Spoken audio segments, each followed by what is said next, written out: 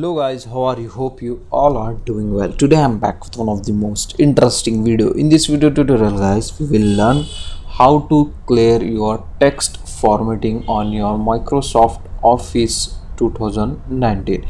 So first you need to open your document and select your all entire text from your document like this. After this guys, just click on home tab and here you can get the option. As you can see, clear all formatting. Just you need to click on that logo. That's it. As you can see guys, now your text formatting was now clear. So this is the easy and very simple method to do this. So that's it for today guys, the short and very simple video. Hope you enjoy this. If you enjoy, please guys don't go back without like, share and subscribe to our channel. Thank you very much.